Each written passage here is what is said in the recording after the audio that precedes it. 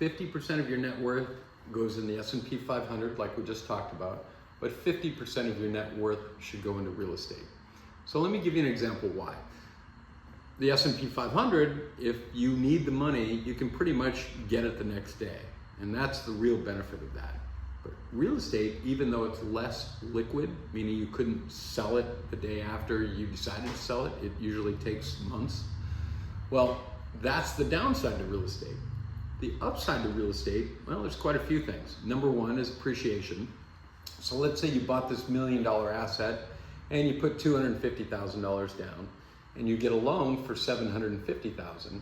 And let's say the income you get from the property in the form of rents is enough to pay your property taxes and your other expenses, including your mortgage, and let's say it leaves you a little bit of profit. Well, that's not too exciting, but let's say that asset goes up by about 5% a year. Well, 10 years later, you've gotten 5% a year for 10 years, compounded. That's gonna have that $1 million asset be worth over 1.5 million. And mind you, you only put 250,000 down. So your $250,000 investment is now gone up by 200% or more because the asset's gone up that much and you leveraged it. That's one. The other thing is the magic of depreciation.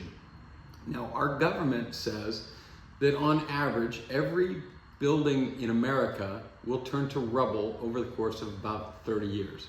Some assets, it's a little quicker, some assets, it's a little slower, but it's an average of about 30 years.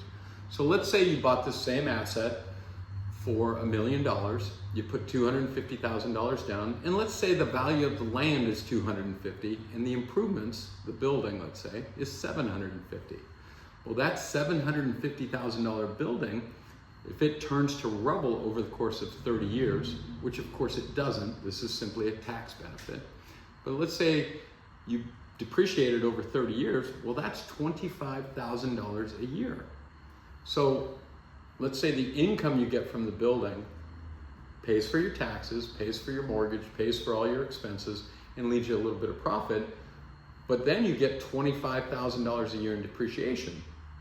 Well, that $25,000 in depreciation you can use against your ordinary income. So let's say you made $75,000 that year from your job. Well, you only have to pay taxes as if you made $25,000.